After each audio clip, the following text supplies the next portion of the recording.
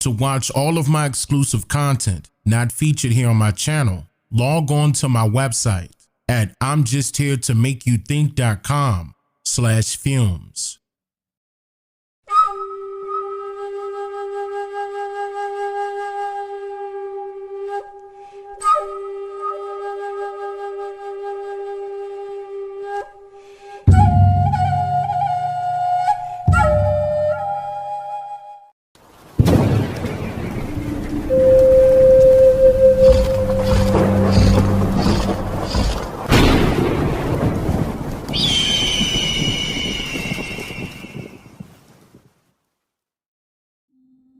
See you everyone.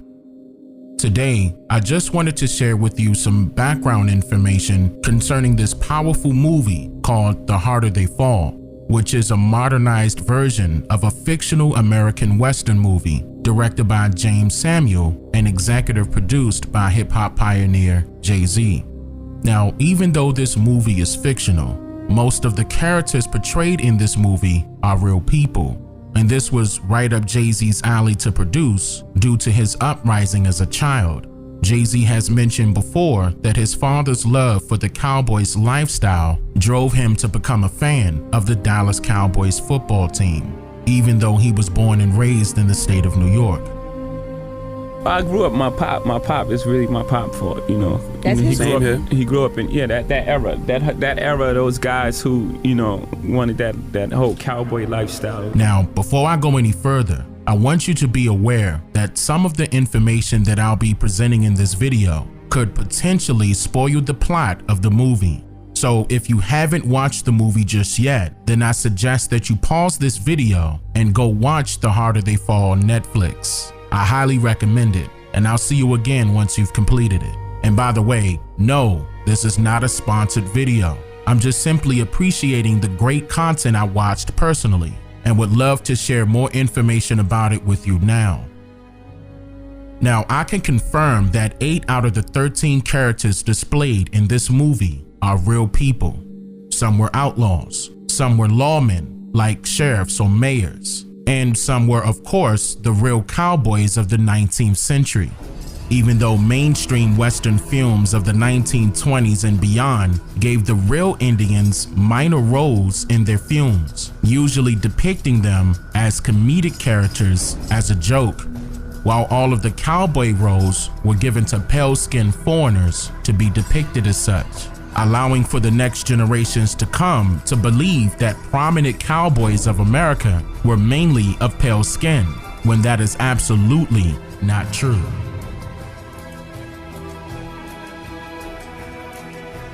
The main protagonist of this movie was a famous cowboy by the name of Nat Love, but to some, he was known as Deadwood Dick, being as though he was a consistent rodeo winner of Deadwood, South Dakota. Nathaniel Love was a veteran cowpoke, a professional horse rider, and proficient gunslinger that could track down stampeding cattle and rope wild mustangs with ease. It was said that fear didn't exist in his blood due to his Cherokee heritage by way of his mother and father of Davidson County, Tennessee, where he was born and raised on his family's plantation in June of 1854. Now, it was said that he published his own book in 1907, in which he describes in detail his life as a cowboy. And on page 99 of this book, he describes being shot and wounded and captured by a band of Pima Indians, led by a man named Yellow Dog. He describes the Pima Indians as being, quote, composed largely of half-breeds and people of colored blood that eventually nursed him back to health. He shares that these Pima Indians respected his Indian heritage so much that they promised him 100 ponies in return if he joins the tribe and marry Yellow Dog's daughter. But after a month in captivity, he steals a pony and escapes 100 miles west in 12 hours. The main antagonist of this movie was a famous outlaw named Rufus Buck. Buck lived a rather short life due to his uprising as the leader of the Rufus Buck gang of Oklahoma. Buck was born to two Creek Indian parents, and for this reason alone, it was said by Harvard Magazine that, quote, he dreamed that his gang spree would trigger an Indian uprising that would expel the illegal white majority and reclaim the whole territory for its native people, end quote. To many people, they were heroes, but the Rufus Buck gang's violent redemption campaign abruptly ended after a total of 13 days, when all members were finally caught, tried, and hanged. Rufus Buck was living fast and died young, witnessing his last afternoon at just 18 years old in Fort Smith, Arkansas on June 1st, 1896. The Harder They Fall also portrays another real-life pioneer named Jim Beckworth in the movie, but officially known as James Pearson Beckworth of Frederick County, Virginia.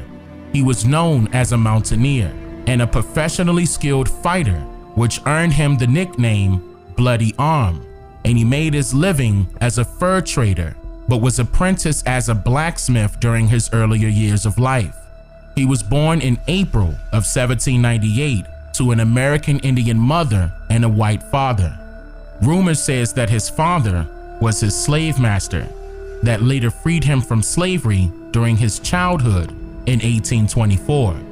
But what's not a rumor was the fact that he became the chief of the Crow Nation of Indians just a few years later, while respectively leading the Dog Clan for many years. He also married the daughter of another Crow chief prior to leaving her behind in order to volunteer with the United States Army to fight in the Second Seminole War in Florida in 1837. He details more about his life in his book, which was published nearly 20 years later in 1856, called The Life and Adventures of James P. Beckworth, Mountaineer, Scout, and Pioneer, and Chief of the Crow Nation of Indians. Two other characters portrayed in this movie carry a rich history when it comes to the American West of the 19th century. So in this collaborative effort to present more information concerning this matter, I asked Texas' very own Chief Topcats to join me in presenting their background stories to you. The gold I got here goes to just honor. Contrary to popular belief, slavery didn't arrive in Texas until 1822 with Moses Austin, succeeded by his son Stephen F. Austin, who would grant land to new settlers. They would become known as the Old 300. They would bribe and lobby politicians for legal slavery in Texas. It would be short-lived, as in 1829, Mexico's first black president, Vicente Guerrero, would outlaw slavery. A year later, it would be murdered. The new laws would attract many migrations to the state of Texas, and in 1836, the Battle of the Alamo. June 19, 1865, Galveston, Texas Major General Gordon Granger of the Union Army announced General Order No. 3. Slavery in the state of Texas had officially come to an end. After the Civil War, there was a growing demand for beef in the East. They would look to Texas for remedy. This would produce the cattle boom. From Texas into Kansas, famous Indian trails would blaze the path, such as the Chisholm Trail. One of the towns along the trail is an old Indian town, Pecos, Texas. It would produce the world's first rodeo on July the 4th, 1883. Rodeos were the Cowboys Olympics. Skilled cattlemen would compete for bragging rights. Today, rodeo is the official sport of Texas. December the 5th, 1870, Willie Pickett was born. The second of 13 children to Thomas Jefferson Pickett and Miss Janie Mary Gilbert. The family were Cherokee Indians. From a small town in central Texas at the age of 5, Bill would develop the love for the culture. While working as a rancher, he developed a skill that would take him across the country and into American history: bulldog. Cattlemen would steal the cattle by using bulldogs to trap them. Bill noticed the bulldogs would bite down on the upper lip of the bull, a technique that Bill would master as he would take the bull down by the steers. At the age of 18, he and his brothers would establish the Pickett Brothers, Bronco Busters, and Rough Riders Association. Everything cowboy, they had it. The cowboy lifestyle crossed their path with rancher Lee Moore, who witnessed Bill's daredevil stunts. He would begin to manage Bill and also bring his brothers along. Over time, the relationship would come to an end over disputes of business and money. In 1903, he met a hustler's hustler, Dave McClure, aka Mr. Cowboy. The two would take the rodeo world by storm cross country. Mr. Cowboy coined Bill the name the Dusky Demon. March 1905, Fort Worth, Texas. At the North Central Texas Cattle and Railroad Center, every cowboy that was somebody would be there. He would put on the performance of his life. He would get a standing ovation from the crowd. One of the witnesses there to see the phenomenon was a gentleman from Bliss, Oklahoma, who took notice, Colonel Zach Miller, owner of the 101 Ranch Wild Wild West show. Bill would join the ranks of Buffalo Bill Cody, Tom Mix, Will Rogers, and others. He would tour the world in even motion pictures. The legendary cowboy days would come to an end. April 2nd, 1932. He would die from head injuries after being kicked by a horse. His legacy lives on today, and the horse of cowboys and rodeos all over.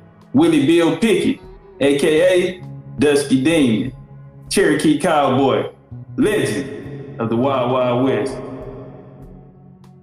19th century. We close the chapter in American history of immigration, naturalization, colonialism, government, domestic enslavement, and wars, which ushered in the Second Great Awakening, Industrial Revolution, and U.S. expansion. From the 13 colonies into the ancient ancestral lands of the Southeast Indians. The fighting spirit, music, fishing, barbecue, soul food, cattle, livestock, and agriculture would make up the ingredients that would birth the new era of Indians, the Cowboys.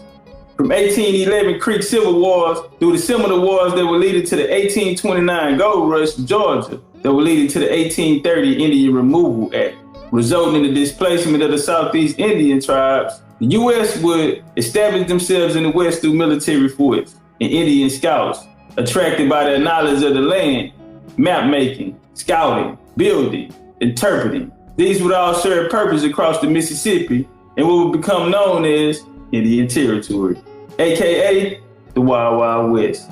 During the Civil War, the Militia Act of 1862 would create the USCT, United States Colored Troops. After the war, the military would close the program. And on July 28, 1866, the Army Reorganization Act passed. 6 units, 2 cavalry, 4 infantry regiments would form the legendary Buffalo Soldiers. The 10th Cavalry was stationed in the largest military base in Texas, Fort Concho. Racial tensions were at an all-time high in America, and there was no exception to Texas.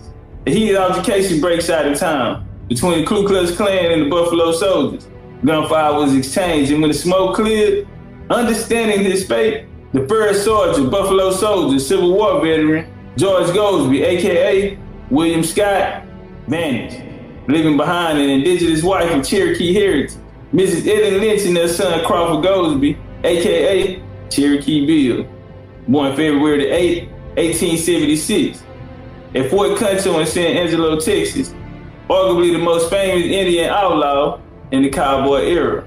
Handsome, ambitious, charismatic, ladies man with one of the quickest hands in the West. Raised in the ways of Cherokee warriors and Buffalo Soldier military genius, he was a superb shot from a distance and by horseback. His outlaw lifestyle was crossing paths with a Cherokee Indian who served as an ex-U.S. Marshal Scout, William Tuttle, aka the Cherokee Kid, Bill Cook, leader of the notorious Cook Gang.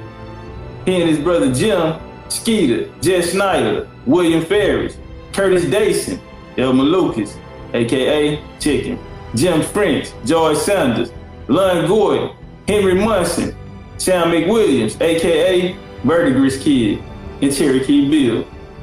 From petty crimes to bank and train robberies would lead lawmen and scouts on their trails. November the 9th, 1894, Cherokee Bill, tricky happy ways, would go too far. During a store robbery, Bill executed Ernest Miller, an eyewitness to the stick-up. With higher Indian scouts and trackers, Cherokee criminal ways, popularity and love from the community would keep him elusive. Laying low with family and female friends, his luck will come to an end. He was sentenced to be hanged by Judge Parker, March 17, 1896. At the age of 20, Bill approached the gallows. What a good day to die. Through the raging crowd, he spotted his mother. You ought to not be here. And his Cherokee mother replied, I go wherever you go. At 2:13 p.m., he dropped through the gallows. Crawford Goldsby, AKA Cherokee Bill, Cherokee Cowboy, legend of the Wild Wild West.